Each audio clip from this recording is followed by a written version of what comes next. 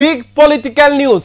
Congress সাংসদ তথা যোৰহাট লোকসভা সমষ্টিৰ সাংসদ গৌৰৱ গগৈৰ বিৰুদ্ধে পুনৰ এবাৰ আক্ৰমণাত্মক ৰূপত দেখা পোৱা গ'ল মৰিয়নিৰ বিজেপি বিধায়ক বহুবলকী বিধায়ক এজন ৰূপজ্যোতি কুৰ্মী।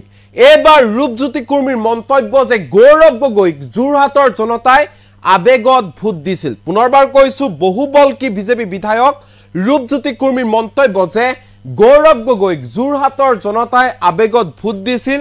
কলিয়াবৰত যেতিয়া সাংসদ হৈ আছিল একো কাম নকৰিলে কলিয়াবৰৰ জনতাৰ বাবে তাৰ পিছত কলিয়াবৰত হাৰিম বুলি গম পাই যোৰহাটলৈ পলাই আহিছিল গৌৰৱ গগৈ আৰু আবেগিক ভাষণ দি ভোট আদায় কৰিছিল গৌৰৱ গগৈ আৰু বৰ্তমান সময়ত এসপ্তাহ নহতে ভোট দি এতিয়া পস্তাই আছে যোৰহাটৰ জনতাই গৌৰৱ গগৈক যোৰহাটৰ জনতাই গৌৰৱ গগৈক ভোট দি পস্তাই আছে বুলি মন্তব্য প্ৰকাশ কৰিছে বিজেপিৰ বহুবলকী বিধায়ক ৰূপজ্যোতি কুৰ্মীয়ে।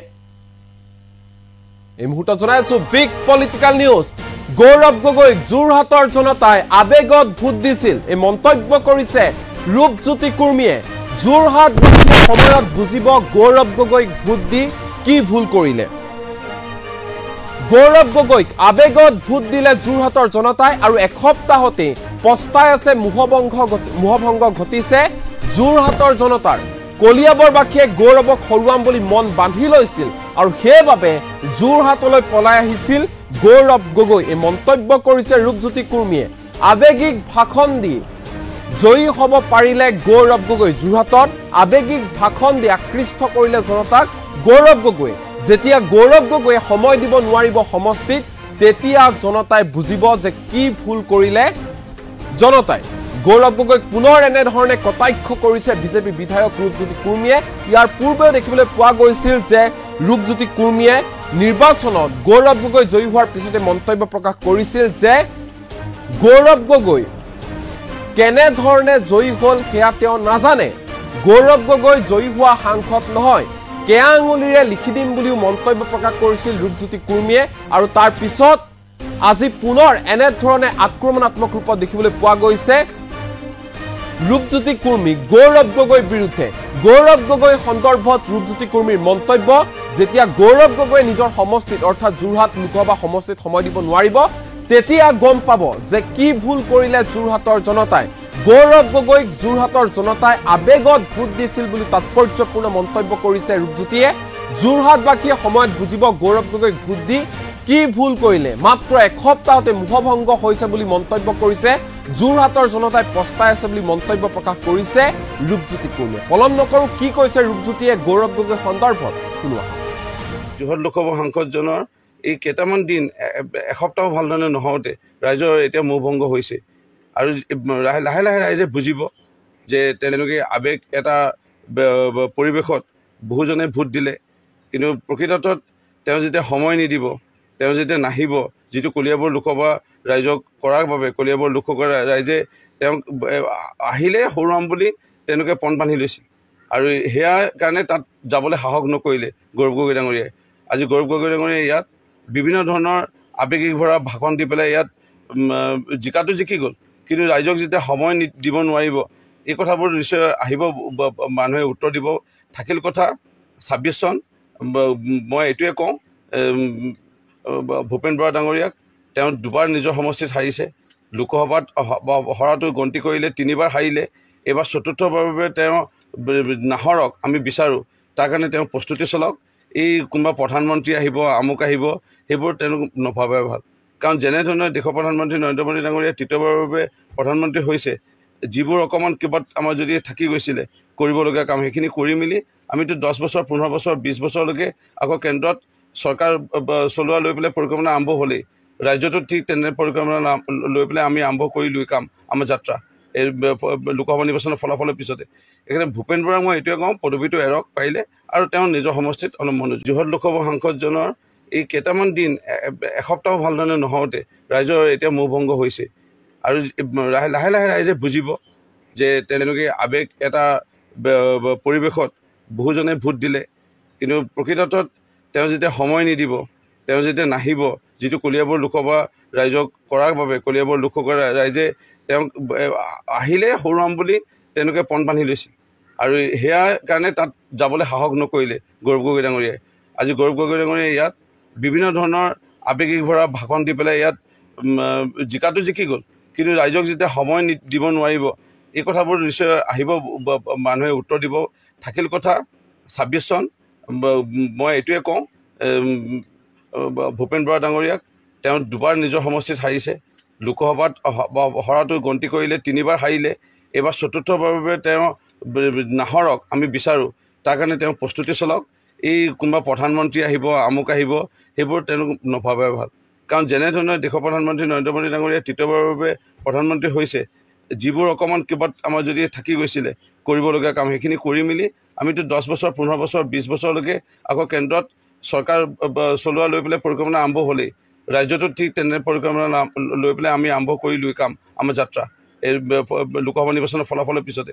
সেইকাৰণে ভূপেন বৰাক মই এইটোৱে কওঁ, পদবীটো এৰক পাৰিলে, আৰু তেওঁ নিজৰ সমষ্টিত অলপ মনোযোগ। যোৰহাট লোকসভা সাংসদজনৰ এই কেইটামান দিন এসপ্তাহ ভালধৰণে নহওঁতে ৰাইজৰ এতিয়া মোহভংগ হৈছে, আৰু লাহে লাহে ৰাইজে বুজিব যে তেওঁলোকে আৱেগ এটা পৰিৱেশত বহুজনে ভোট দিলে, কিন্তু প্ৰকৃতত তেওঁ যেতিয়া সময় নিদিব, তেওঁ যেতিয়া নাহিব, যিটো কলিয়াবৰ লোকসভা ৰাইজক কৰাৰ বাবে কলিয়াবৰ লোকসভা ৰাইজে তেওঁক আহিলে হৰুৱাম বুলি তেওঁলোকে পণ বান্ধি লৈছিল, আৰু সেয়াৰ কাৰণে তাত যাবলৈ সাহস নকৰিলে গৌৰৱ গগৈ ডাঙৰীয়াই। আজি গৌৰৱ গগৈ ডাঙৰীয়াই ইয়াত বিভিন্ন ধৰণৰ আৱেগিক ভৰা ভাষণ দি পেলাই ইয়াত জিকাটো জিকি গ'ল, কিন্তু ৰাইজক যেতিয়া সময় দিব নোৱাৰিব এই কথাবোৰ নিশ্চয় আহিব, মানুহে উত্তৰ দিব। থাকিল কথা ২৬ চন, মই এইটোৱে কওঁ ভূপেন বৰা ডাঙৰীয়াক, তেওঁ দুবাৰ নিজৰ সমষ্টিত হাৰিছে। লোকসভাত হৰাটো গন্তি কৰিলে ৩বাৰ হাৰিলে, এইবাৰ চতুৰ্থবাৰৰ বাবে তেওঁ নাহৰক আমি বিচাৰোঁ, তাৰ কাৰণে তেওঁ প্ৰস্তুতি চলাওক। এই কোনোবা প্ৰধানমন্ত্ৰী আহিব, আমুক আহিব, সেইবোৰ তেওঁলোক নভাবে ভাল। কাৰণ যেনেধৰণে দেশৰ প্ৰধানমন্ত্ৰী নৰেন্দ্ৰ মোদী ডাঙৰীয়া তৃতীয়বাৰৰ বাবে প্ৰধানমন্ত্ৰী হৈছে, যিবোৰ অকণমান কিবা আমাৰ যদি থাকি গৈছিলে কৰিবলগীয়া কাম, সেইখিনি কৰি মেলি আমিতো 10 বছৰ 15 বছৰ 20 বছৰলৈকে আকৌ কেন্দ্ৰত চৰকাৰ চলোৱা লৈ পেলাই পৰিকল্পনা আৰম্ভ হ'লেই, ৰাজ্যটো ঠিক তেনে পৰিকল্পনা লৈ পেলাই আমি আৰম্ভ কৰিলোঁ কাম, আমাৰ যাত্ৰা এই লোকসভা নিৰ্বাচনৰ ফলাফলৰ পিছতে।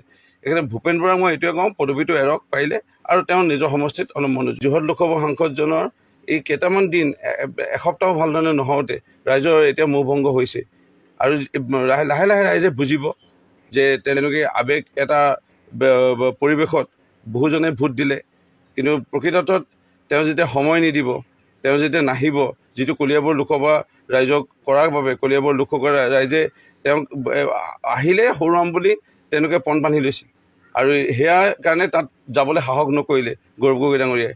আজি গৌৰৱ গগৈ ডাঙৰীয়াই ইয়াত বিভিন্ন ধৰণৰ আৱেগিক ভৰা ভাষণ দি পেলাই ইয়াত জিকাটো জিকি গ'ল, কিন্তু ৰাইজক যেতিয়া সময় দিব নোৱাৰিব এই কথাবোৰ নিশ্চয় আহিব, মানুহে উত্তৰ দিব। থাকিল কথা ২৬ চন, মই এইটোৱে কওঁ ভূপেন বৰা ডাঙৰীয়াক, তেওঁ দুবাৰ নিজৰ সমষ্টিত হাৰিছে। লোকসভাত হৰাটো গন্তি কৰিলে ৩বাৰ হাৰিলে, এইবাৰ চতুৰ্থবাৰৰ বাবে তেওঁ নাহৰক আমি বিচাৰোঁ, তাৰ কাৰণে তেওঁ প্ৰস্তুতি চলাওক। এই কোনোবা প্ৰধানমন্ত্ৰী আহিব, আমুক আহিব, সেইবোৰ তেওঁলোক নভাবে ভাল। কাৰণ যেনেধৰণে দেশৰ প্ৰধানমন্ত্ৰী নৰেন্দ্ৰ মোদী ডাঙৰীয়া তৃতীয়বাৰৰ বাবে প্ৰধানমন্ত্ৰী হৈছে, যিবোৰ অকণমান কিবা আমাৰ যদি থাকি গৈছিলে কৰিবলগীয়া কাম, সেইখিনি কৰি মেলি আমিতো 10 বছৰ 15 বছৰ 20 বছৰলৈকে আকৌ কেন্দ্ৰত চৰকাৰ চলোৱা লৈ পেলাই পৰিকল্পনা আৰম্ভ হ'লেই, ৰাজ্যটো ঠিক তেনে পৰিকল্পনা লৈ পেলাই আমি আৰম্ভ কৰিলোঁ কাম, আমাৰ যাত্ৰা এই লোকসভা নিৰ্বাচনৰ ফলাফলৰ পিছতে। সেইকাৰণে ভূপেন বৰাক মই এইটোৱে কওঁ, পদবীটো এৰক পাৰিলে, আৰু তেওঁ নিজৰ সমষ্টিত অলপ মনোযোগ। যোৰহাট লোকসভা সাংসদজনৰ এই কেইটামান দিন এসপ্তাহ ভালধৰণে নহওঁতে ৰাইজৰ এতিয়া মোহভংগ হৈছে, আৰু লাহে লাহে ৰাইজে বুজিব যে তেওঁলোকে আৱেগ এটা পৰিৱেশত বহুজনে ভোট দিলে, কিন্তু প্ৰকৃতত তেওঁ যেতিয়া সময় নিদিব, তেওঁ যেতিয়া নাহিব, যিটো কলিয়াবৰ লোকসভা ৰাইজক কৰাৰ বাবে কলিয়াবৰ লোকসভা ৰাইজে তেওঁক আহিলে হৰুৱাম বুলি তেওঁলোকে পণ বান্ধি লৈছিল, আৰু সেয়াৰ কাৰণে তাত যাবলৈ সাহস নকৰিলে গৌৰৱ গগৈ ডাঙৰীয়াই। আজি গৌৰৱ গগৈ ডাঙৰীয়াই ইয়াত বিভিন্ন ধৰণৰ আৱেগিক ভৰা ভাষণ দি পেলাই ইয়াত জিকাটো জিকি গ'ল, কিন্তু ৰাইজক যেতিয়া সময় দিব নোৱাৰিব এই কথাবোৰ নিশ্চয় আহিব, মানুহে উত্তৰ দিব। থাকিল কথা ২৬ চন, মই এইটোৱে কওঁ ভূপেন বৰা ডাঙৰীয়াক, তেওঁ দুবাৰ নিজৰ সমষ্টিত হাৰিছে। লোকসভাত হৰাটো গন্তি কৰিলে ৩বাৰ হাৰিলে, এইবাৰ চতুৰ্থবাৰৰ বাবে তেওঁ নাহৰক আমি বিচাৰোঁ, তাৰ কাৰণে তেওঁ প্ৰস্তুতি চলাওক। এই কোনোবা প্ৰধানমন্ত্ৰী আহিব, আমুক আহিব, সেইবোৰ তেওঁলোক নভাবে ভাল। কাৰণ যেনেধৰণে দেশৰ প্ৰধানমন্ত্ৰী নৰেন্দ্ৰ মোদী ডাঙৰীয়া তৃতীয়বাৰৰ বাবে প্ৰধানমন্ত্ৰী হৈছে, যিবোৰ অকণমান কিবা আমাৰ যদি থাকি গৈছিলে কৰিবলগীয়া কাম, সেইখিনি কৰি মেলি আমিতো 10 বছৰ, 15 বছৰ, 20 বছৰলৈকে আকৌ কেন্দ্ৰত চৰকাৰ চলোৱা লৈ পেলাই পৰিকল্পনা আৰম্ভ হ'লেই। ৰাজ্যটো ঠিক তেনে পৰিকল্পনা লৈ পেলাই আমি আৰম্ভ কৰিলোঁ কাম, আমাৰ যাত্ৰা এই লোকসভা নিৰ্বাচনৰ ফলাফলৰ পিছতে। সেইকাৰণে ভূপেন বৰাক মই এইটোৱে কওঁ, পদবীটো এৰক পাৰিলে, আৰু তেওঁ নিজৰ সমষ্টিত অলপ মনোযোগ। যোৰহাট লোকসভা সাংসদজনৰ এই কেইটামান দিন, এসপ্তাহ ভালধৰণে নহওঁতে ৰাইজৰ এতিয়া মোহভংগ হৈছে। আৰু লাহে লাহে ৰাইজে বুজিব যে তেওঁলোকে আৱেগ এটা পৰিৱেশত বহুজনে ভোট দিলে, কিন্তু প্ৰকৃতত তেওঁ যেতিয়া সময় নিদিব, তেওঁ যেতিয়া নাহিব, যিটো কলিয়াবৰ লোকসভা ৰাইজক কৰাৰ বাবে কলিয়াবৰ লোকসভা ৰাইজে তেওঁক আহিলে হৰুৱাম বুলি তেওঁলোকে পণ বান্ধি লৈছিল। আৰু সেয়াৰ কাৰণে তাত যাবলৈ সাহস নকৰিলে গৌৰৱ গগৈ ডাঙৰীয়াই। আজি গৌৰৱ গগৈ ডাঙৰীয়াই ইয়াত বিভিন্ন ধৰণৰ আৱেগিক ভৰা ভাষণ দি পেলাই ইয়াত জিকাটো জিকি গ'ল, কিন্তু ৰাইজক যেতিয়া সময় দিব নোৱাৰিব, এই কথাবোৰ নিশ্চয় আহিব, মানুহে উত্তৰ দিব। থাকিল কথা 26 চন, মই এইটোৱে কওঁ, ভূপেন বৰা ডাঙৰীয়াক তেওঁ দুবাৰ নিজৰ সমষ্টিত হাৰিছে। লোকসভাত হৰাটো গন্তি কৰিলে 3বাৰ হাৰিলে, এইবাৰ চতুৰ্থবাৰৰ বাবে তেওঁ নাহৰক আমি বিচাৰোঁ। তাৰ কাৰণে তেওঁ প্ৰস্তুতি চলাওক। এই কোনোবা প্ৰধানমন্ত্ৰী আহিব, আমুক আহিব, সেইবোৰ তেওঁলোক নভাবে ভাল। কাৰণ যেনেধৰণে দেশৰ প্ৰধানমন্ত্ৰী নৰেন্দ্ৰ মোদী ডাঙৰীয়া তৃতীয়বাৰৰ বাবে প্ৰধানমন্ত্ৰী হৈছে, যিবোৰ অকণমান কিবা আমাৰ যদি থাকি গৈছিলে কৰিবলগীয়া কাম, সেইখিনি কৰি মেলি আমিতো 10 বছৰ, 15 বছৰ, 20 বছৰলৈকে আকৌ কেন্দ্ৰত চৰকাৰ চলোৱা লৈ পেলাই পৰিকল্পনা আৰম্ভ হ'লেই। ৰাজ্যটো ঠিক তেনে পৰিকল্পনা লৈ পেলাই আমি আৰম্ভ কৰিলোঁ কাম, আমাৰ যাত্ৰা এই লোকসভা নিৰ্বাচনৰ ফলাফলৰ পিছতে। সেইকাৰণে ভূপেন বৰাক মই এইটোৱে কওঁ, পদবীটো এৰক পাৰিলে, আৰু তেওঁ নিজৰ সমষ্টিত অলপ মনোযোগ। যোৰহাট লোকসভা সাংসদজনৰ এই কেইটামান দিন, এসপ্তাহ ভালধৰণে নহওঁতে ৰাইজৰ এতিয়া মোহভংগ হৈছে। আৰু লাহে লাহে ৰাইজে বুজিব যে তেওঁলোকে আৱেগ এটা পৰিৱেশত বহুজনে ভোট দিলে, কিন্তু প্ৰকৃতত তেওঁ যেতিয়া সময় নিদিব, তেওঁ যেতিয়া নাহিব, যিটো কলিয়াবৰ লোকসভা ৰাইজক কৰাৰ বাবে কলিয়াবৰ লোকসভা ৰাইজে তেওঁক আহিলে হৰুৱাম বুলি তেওঁলোকে পণ বান্ধি লৈছিল। আৰু সেয়াৰ কাৰণে তাত যাবলৈ সাহস নকৰিলে গৌৰৱ গগৈ ডাঙৰীয়াই। আজি গৌৰৱ গগৈ ডাঙৰীয়াই ইয়াত বিভিন্ন ধৰণৰ আৱেগিক ভৰা ভাষণ দি পেলাই ইয়াত জিকাটো জিকি গ'ল, কিন্তু ৰাইজক যেতিয়া সময় দিব নোৱাৰিব, এই কথাবোৰ নিশ্চয় আহিব, মানুহে উত্তৰ দিব।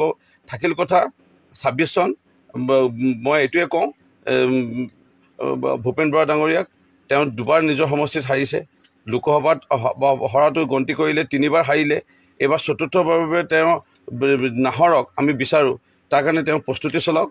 এই কোনোবা প্ৰধানমন্ত্ৰী আহিব, আমুক আহিব, সেইবোৰ তেওঁলোক নভাবে ভাল।